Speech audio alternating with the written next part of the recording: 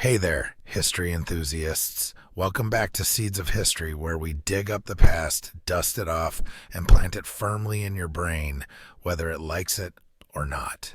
I'm your host, Bennett Tanton, and today we're going to take a journey into the myths, legends, and inconvenient truths surrounding one of America's most celebrated holidays, Thanksgiving.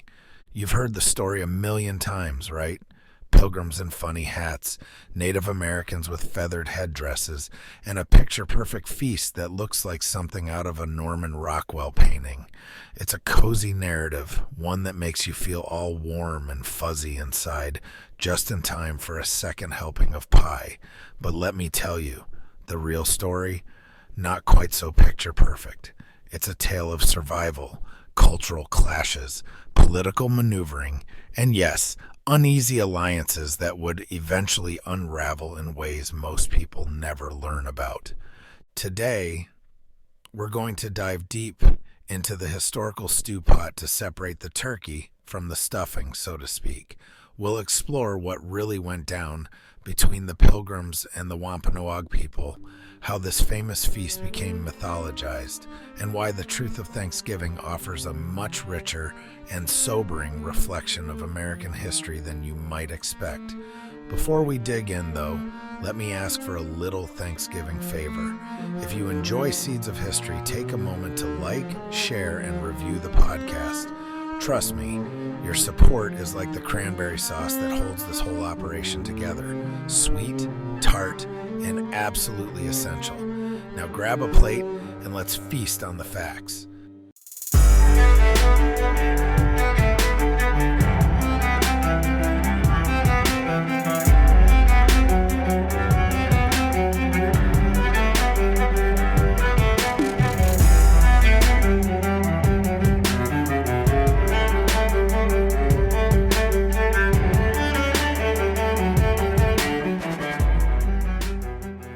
Let's start by addressing the elephant, or should I say the turkey, in the room.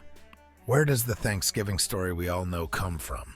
You know, the one with the Pilgrims and Native Americans sitting down together, passing the mashed potatoes and sharing a hearty laugh over pumpkin pie. Spoiler alert, this version of events is about as historically accurate as your aunt's recipe for healthy green bean casserole.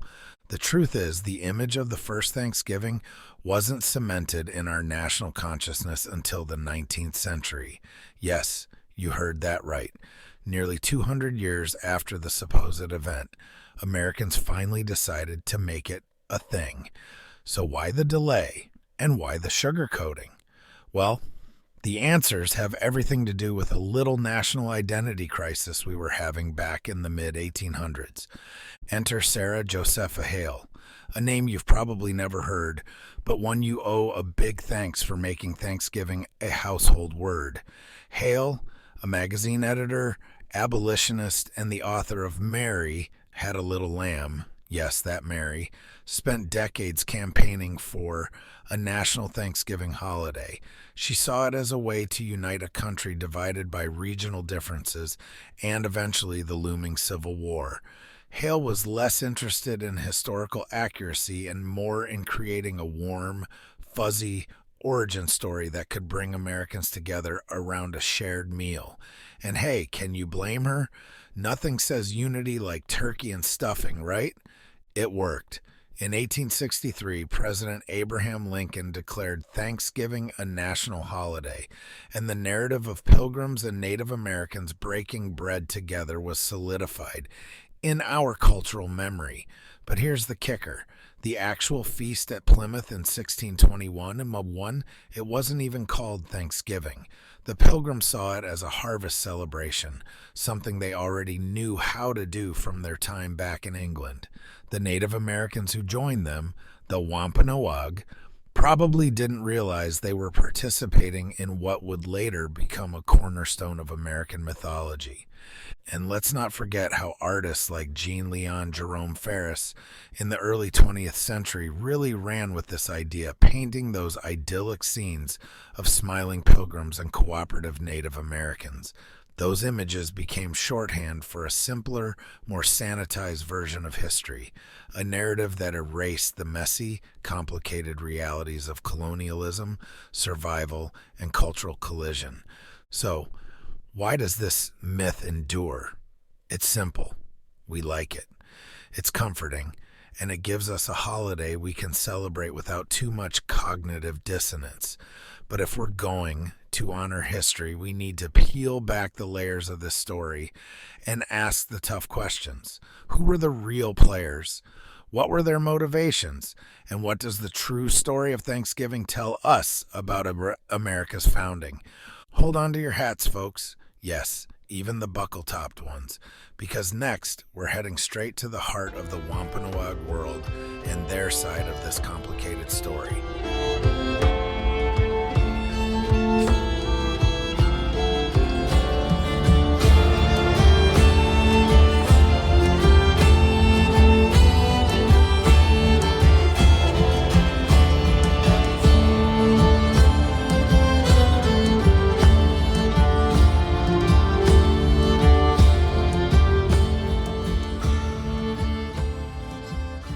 Let's take a moment to shift our focus. While the Thanksgiving myth tends to spotlight the Pilgrims as the underdogs who overcame adversity, it often treats the Wampanoag people as supporting characters in someone else's story. But the Wampanoag weren't extras in a Hollywood production. They were a sophisticated, deeply rooted society with their own culture, politics, and history long before the Mayflower showed up on their shores. Picture this. It's the early 1600s, and the Wampanoag Confederacy, led by Chief Massasoit, is a major power in what we now call southeastern Massachusetts and Rhode Island. They weren't just a single tribe. They were a coalition of smaller groups, united by language and trade networks, with a population estimated at tens of thousands. These were people who had thrived in the region for generations, using advanced farming, fishing, and hunting techniques to make the most of the land's resources. But then came the Europeans, and with them came something far more devastating than guns or swords: disease. Between 1616 and 1619, just a few years before the Pilgrims' arrival, a series of epidemics, likely smallpox or leptospirosis, ravaged the Wampanoag and other native groups. Estimates suggest that as much as 90% of the native population in the region was wiped out. Entire villages disappeared, leaving fields and forests eerily empty. For the Wampanoag, this wasn't just a public health crisis, it was an existential one. So when the Pilgrims arrived in 1620, they didn't exactly land in untouched wilderness. They stepped into a world reeling from loss, where once thriving communities had been reduced to a fraction of their former size. And yet, the Wampanoag people didn't immediately see the Pilgrims as a threat. In fact, Massasoit saw an opportunity. Massasoit's decision to ally with the Pilgrims wasn't driven by charity or goodwill. It was a calculated political move. The Wampanoag were sandwiched between rival tribes like the Narragansett to the west, who had escaped the worst of the epidemics and were now a growing threat. Massasoit recognized that these strange, desperate newcomers might be useful allies, especially if they had access to European weapons and trade goods, and so he extended a cautious hand of friendship. But let's not romanticize this. Imagine the sheer courage or desperation it must have taken for the Wampanoag to trust these pale-skinned strangers who brought so much death and disruption in their wake. And imagine the Pilgrims, starving and barely clinging to life, suddenly finding themselves dependent on a people they didn't understand and whose land they'd essentially invaded. The Wampanoag didn't just teach the Pilgrims how to farm corn or catch eels. They taught them how to survive in an environment they were completely unequipped to handle. Without Massasoit's intervention, the Pilgrims' first winter likely would have been their last. And yet, for the Wampanoag, this wasn't just about helping. It was about survival in a rapidly changing and increasingly dangerous world. So, when we think about the Thanksgiving story, we need to remember this. The Wampanoag didn't stumble into history by accident. They were active participants, making tough, strategic decisions in the face of unimaginable challenges. Their story isn't one of submission or subservience, it's one of resilience and pragmatism. Next, we'll flip the coin and look at the Pilgrims, their struggles, their desperation, and how their partnership with the Wampanoag shaped their first year in the New World. Spoiler alert, it wasn't all turkey and trimmings.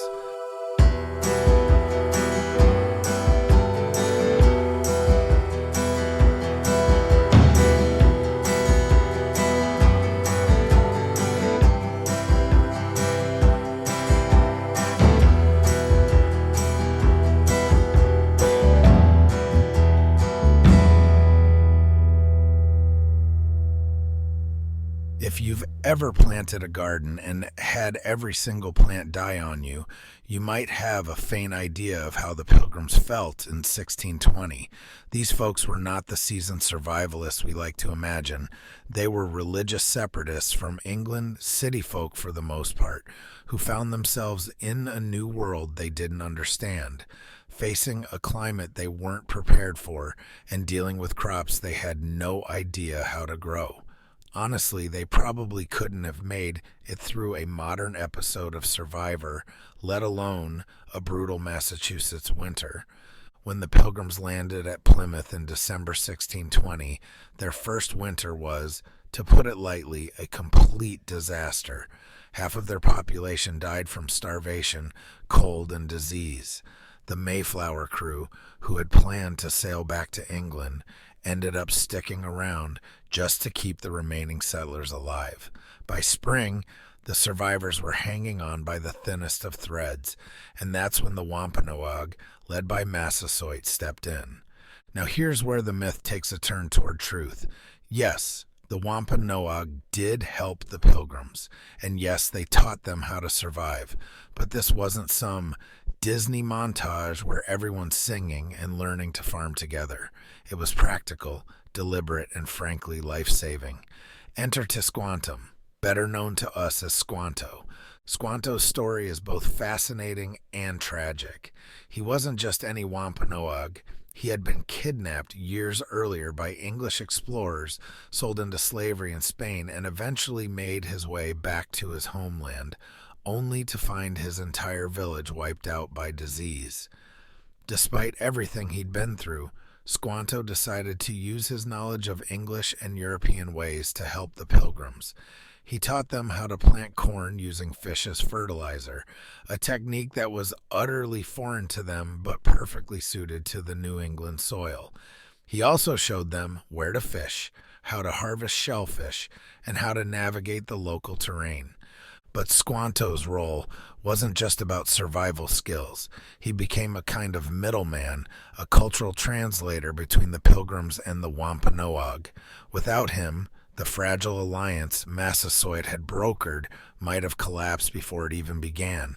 Think of Squanto as the unsung hero of this entire ordeal, someone whose personal tragedy and resilience became the literal lifeline for the Pilgrims. By the fall of 1621, the Pilgrims finally had something to celebrate. Their harvest wasn't bountiful by today's standards, but it was enough to get them through the next winter. And here's the part everyone remembers: the feast. Historians agree there probably was some kind of meal shared between the Pilgrims and the Wampanoag that fall, but let's set the record straight. It wasn't a Thanksgiving in the sense we know today. There was no cranberry sauce, no pumpkin pie, and certainly no awkward family political debates over dinner. It was a harvest festival, a tradition the Pilgrims brought with them from England, and it likely included venison, corn, shellfish, and wild fowl, not the turkey dinner we romanticize. But the real story here isn't the menu. It's the fragile partnership that made the feast possible. The Wampanoag had given the Pilgrims the tools to survive, and the Pilgrims, in turn, offered something the Wampanoag valued: access to European trade goods and potential allies against their rivals. It was less a celebration of harmony and more a momentary truce, a tenuous peace born out of mutual necessity. Of course, this alliance wouldn't last. In the next section, we'll dig into how this fragile peace began to fracture and how the seeds of conflict were sown, leading to one of the bloodiest chapters in early American history.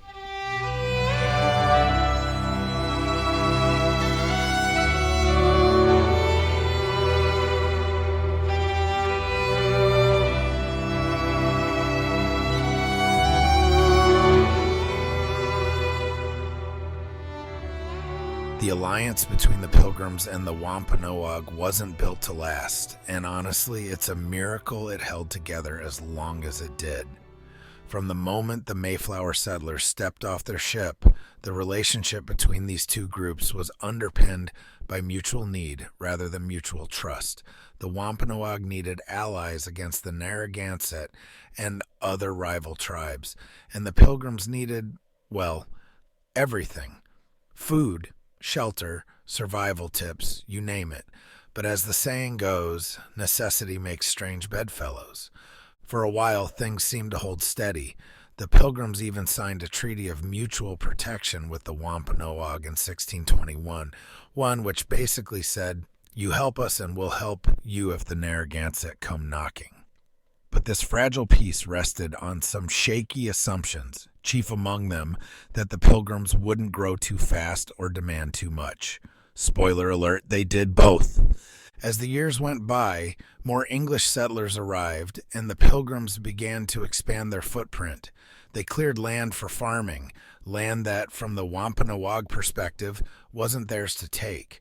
The settlers also brought with them a cultural arrogance, seeing their ways as superior to those of the native people. The Wampanoag, meanwhile, were grappling with the continued effects of disease and the growing realization that these new friends might not leave anytime soon. Then there was the matter of religion. The Pilgrims weren't just settlers. They were deeply devout Puritans who believed they were on a divine mission. To them, the native peoples weren't just different. They were heathens in need of saving. This religious zeal led to efforts to convert native people to Christianity, further straining relationships. Imagine someone showing up in your home, taking your land, and then telling you your beliefs are wrong. It's not exactly a recipe for long-term friendship. By the time Massasoit died in 1661, the Wampanoag were in a precarious position. His son, Metacom, known to the English as King Philip, took over leadership of the Confederacy. Unlike his father, Metacom saw the writing on the wall. The English weren't just allies, they were colonizers, and their continued expansion threatened not only the Wampanoag's land, but their entire way of life. Tensions boiled over in 1675 when a series of violent encounters between settlers and native people sparked what's now known as King Philip's War. This was no minor skirmish. It was one of the bloodiest conflicts in American history, with devastating consequences for both sides. Entire villages were burned to the ground, crops were destroyed, and thousands of lives were lost. By the time the war ended in 1676, the Wampanoag Confederacy was shattered, and the native population of southern New England was decimated. King Philip's War marked the end of any pretense of peace between the settlers and the Wampanoag. It was the tragic culmination of years of broken promises, cultural misunderstandings, and competing visions for the future. The Pilgrims may have survived thanks to the Wampanoag's help, but their survival came at a steep cost for the people who had made it possible. And here's the bitter irony. While we celebrate Thanksgiving as a moment of harmony and gratitude, the real legacy of that first feast is a sobering reminder of how fragile peace can be and how quickly alliances can unravel when built on uneven ground. In the final segment, we'll reflect on what Thanksgiving means today. Can we honor the holiday while acknowledging its complicated history? Let's explore how we can use this story to inspire deeper understanding and maybe a little gratitude for the messy, complex past that shaped us.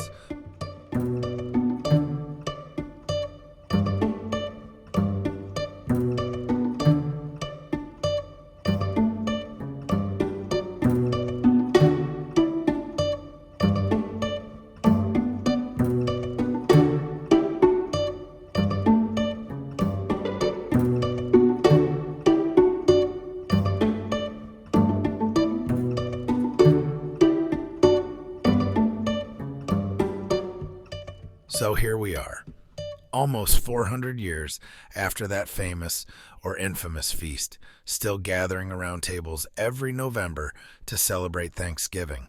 And while we love the turkey, stuffing, and mashed potatoes, it's worth asking, what exactly are we celebrating? Is it the sanitized version of history we were taught in school, or is it something deeper, something more honest? Let's be real. Thanksgiving has become a complicated holiday. On the one hand, it's a chance for families and friends to come together, share a meal, and express gratitude, and that's a beautiful thing. Because in a world that often feels like it's spinning out of control, taking a moment to reflect on what we're thankful for is an act of rebellion against chaos. But on the other hand, we can't ignore the truth behind the myth. The real story of Thanksgiving isn't just about gratitude and survival. It's about cultural collisions, uneasy alliances, and the devastating consequences of colonization. And while it's tempting to brush those parts under the rug, doing so robs us of the full picture. Because here's the thing, history isn't supposed to make us comfortable. It's supposed to make us think. So how do we balance these two sides of Thanksgiving? First, by acknowledging that the story is more complex than the version in our children's coloring books. We can honor the resilience and courage of both the Pilgrims and the Wampanoag without ignoring the suffering and conflict that followed. In fact, doing so gives the holiday more meaning, not less. It reminds us that even in the messiest moments of history, there are lessons to be learned about survival, cooperation, and the consequences of our actions. Second, we can use Thanksgiving as an opportunity to reflect on what gratitude really means. It's not just about being thankful for the food on our plates. It's about recognizing the sacrifices and struggles that made that meal possible. It's about understanding that the comforts we enjoy today were built on the backs of those who came before us, for better or worse. And finally, we can approach Thanksgiving with a sense of humility. The holiday doesn't belong to any one group or narrative. It's a shared story, one that's still being written. When we sit down at our tables, we can choose to see Thanksgiving not as a celebration of a perfect past, but as a chance to commit to a better future, a future where we learn from history rather than erasing it, where we strive for understanding instead of division, and where we give thanks not just for what we have, but for the opportunity to grow. So this year, as you carve the turkey, or the tofurkey if that's your thing, take a moment to think about the real story of Thanksgiving. It's not just a history lesson, it's a mirror reflecting the best and worst of who we are. And maybe, just maybe, it can inspire us to live up to the ideals we claim to celebrate.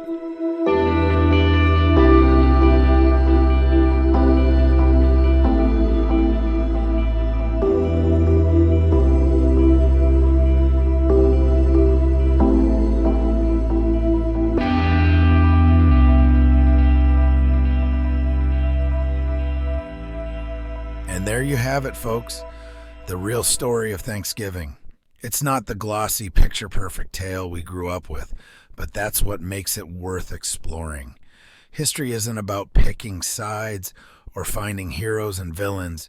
It's about understanding the complexities, the struggles, and the humanity behind the stories that shape us. Thanksgiving is a reminder of that, if we're willing to look a little deeper. If you enjoyed today's episode and learned something new, or if I at least gave you a good excuse to fact-check your uncle at the dinner table this year, do me a favor, like, share, and review Seeds of History. Your support helps us keep planting those historical seeds, one episode at a time. And hey, while you're at it, tell a friend. Share this episode with someone who loves history, or even someone who claims they hate it. Who knows? Maybe they'll come around once they hear the real story of Thanksgiving. Thank you for spending this time with me. I'm Bennett Tanton, and this has been Seeds of History. Until next time, keep digging, keep questioning, and keep growing. Happy Thanksgiving, everyone.